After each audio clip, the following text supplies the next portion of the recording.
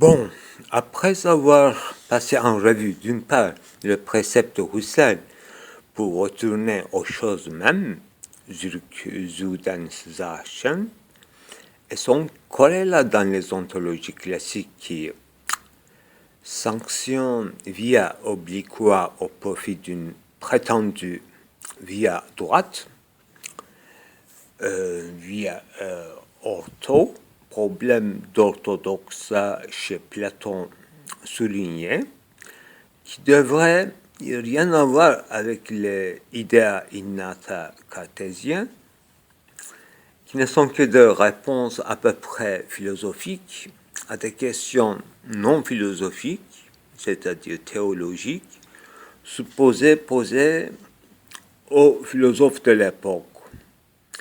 Il fallait attendre alors les philosophes dits naturalistes pour revenir à la question d'âme dans la continuité de l'anima animal, donc selon homonymie et synonymie, champ vaste ouvert par Aristote, qui disait être se dit de plusieurs façons, dont les deux, homonymie et synonymie, découpant ou s'entrecoupant, selon l'approche et les moyens langagiers dont nous disposons, les différentes régions d'être et des activités, animation justement de l'âme, excessivement trop animée ou en repos, peu animée, etc. Alors, si grand enregistrement inégal qui s'ensuit, 1.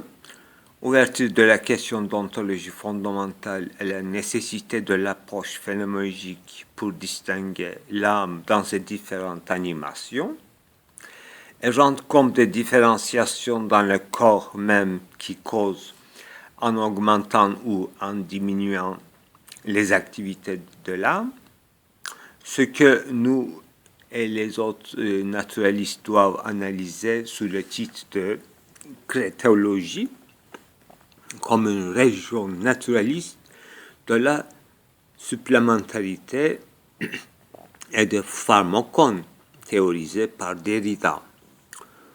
Donc, voir la technicité à l'intérieur de la nature.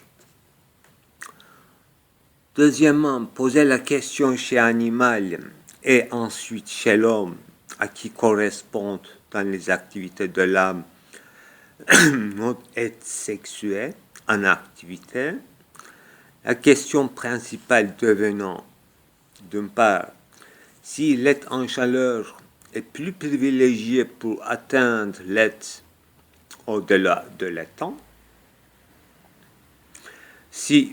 deuxièmement, si au contraire la neutralité serait l'état privilégié, justement de distinguer non pas l'être en tant que tel, mais la différence ontologique elle-même.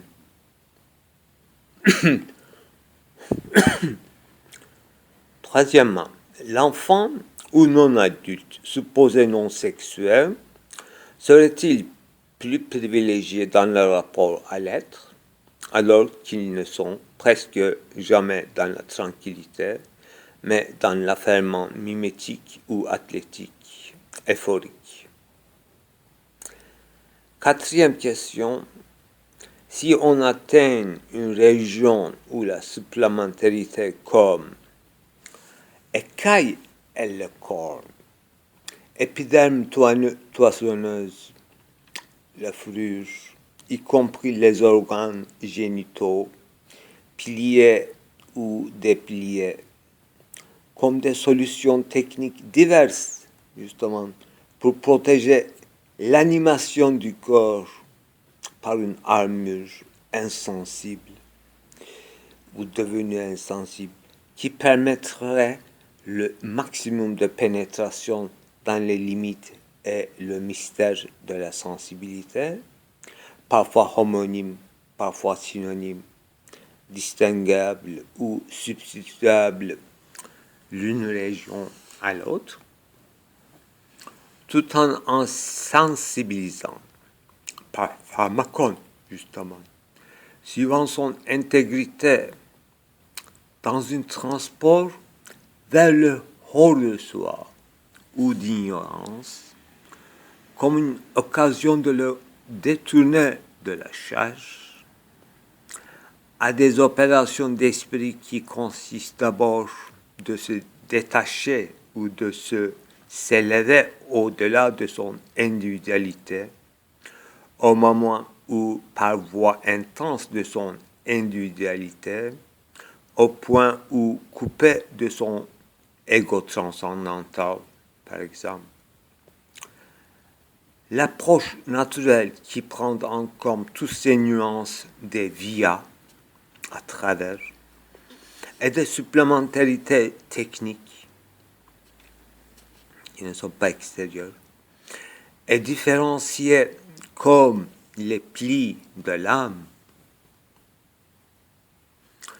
supposition confirmée par l'histologie moléculaire, etc., moderne, au niveau même de cellules, est plus raffinée que les fenêtres simples des monades, deviennent risquées au-delà d'une armure protectrice permettant une ouverture et une exposition de soi subtile, fine ou brutale dans son défi devant la mort ignorée.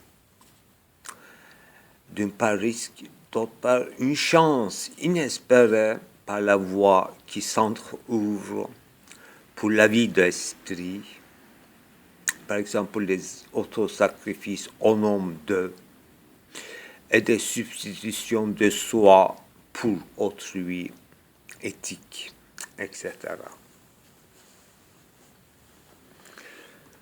Alors, cinquièmement, la question du langage dans cette animation de l'âme est réouverte par la voie de l'individualité dans ce contexte de film que je résume.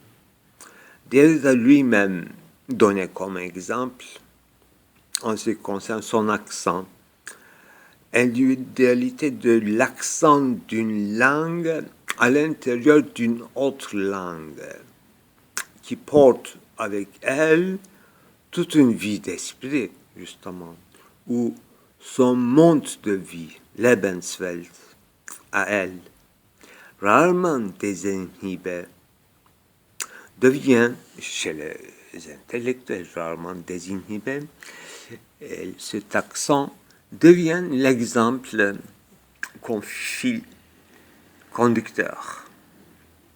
C'est notre souhait. Alors, sixièmement, j'ajoute, et c'est le dernier, de plus, si cette autre langue est une langue étrangère à l'intérieur d'une autre langue étrangère, donc s'il y a deux langues étrangères qui fait l'intrusion dans l'autre au profit de l'un peut-être. Par exemple, la langue grecque en allemande, à l'intérieur de la langue allemande, bien connue chez les lecteurs, par les oreilles des lecteurs de Heidegger. Alors, les choses se compliquent au-delà des individualités, ayant un vécu psychologique ou empirique. Mais au-delà des langues en tant que telles, au-delà des différences de langues nationales, il se pose un autre problème dans un autre niveau, que j'appelle, mais dans leur hypostase, concourue à un point commune à leur hypostase de plusieurs langues donc nationales vers un point commun. Hypostase commune en vue de quelque chose dont on ne sait ni ne maîtrise d'ailleurs. C'est ça l'individualité. On ne sait pas, on ne maîtrise pas encore toutes les voies via toutes les à travers, toute cette obliquité, mais seulement opérait comme visait. Là, comme exemple, je me donne comme exemple. Là, dans le film, c'est explicite. Alors, comme conclusion, cette approche, dans sa totalité, est tout à fait promettante pour penser le devenir au-delà de génération et de corruption, et même le kinésisme sans intelligible comme finalité ultime, soumise à une finalité ultime, et en privilégiant les plissements et les déplissements de l'animation ou de l'âme, animation au sens large, je préfère, de l'animation, aller dans le sens de multiplicité non numérique, donc délaissant les monades, bien qu'elles sont infinies, trop statiques. Donc, on peut même observer chez Leibniz un passage d'une supposition de monade vers le pli et déplissement. Donc, j'appellerais ça une approche plus dynamique que la monade qui sera un peu trop statique. Voilà. Donc, on va suivre la démarche de Leibniz. Mais numériquement, donc, non numérique, une multiplicité non numérique, mais qualitativement technique. Et au sens kantien du terme, technique de la nature. À l'intérieur même de la nature, non pas son opposé. Donc, on peut découvrir tous les jours les Russes de la technique de la nature, qui prendraient tout un chacun, eux-mêmes et les autres singularités, à partir des portions qu'ils en projettent, sans pourtant une ubiquité totale. Donc, on continue dans la supposition de monade qui n'a pas une ubiquité, omnivoyance. Il en projette ou en découpe. J'explique la portion, ce que ça veut dire une portion, une part, en découpe, comme des relais pour le nouveau commencement nodal, rhizomatique, dont la fin est nouveau commencement pour de nouvelles relèves, au sens de Aufhebungen, et de relèves, au sens géométrique, architectural, au sens de relève et de relever, projet dont on fait, selon le mode et les cadences, les rythmes, variables et vivables ou extrêmes, dans l'espace s'espaçant et dans le temps se temporant grâce à leur, justement, activité. Au sens large du terme, anima, l'activité de l'âme. Mais avant de parler de l'âme, il faut parler directement de l'activité et d'animation qui ne se réduit pas à une kinésiste ni à un mouvement de corruption et génération. Mais il faut penser devenir autrement, ça veut dire devenir, différents devenirs dans ce plissement et déplissement de l'animation, avec tous ces relevés, les nouveaux commencements, ces cadences, ces rythmes, parfois excessifs, vivables, etc. C'est un grand projet d'approche, en tout cas.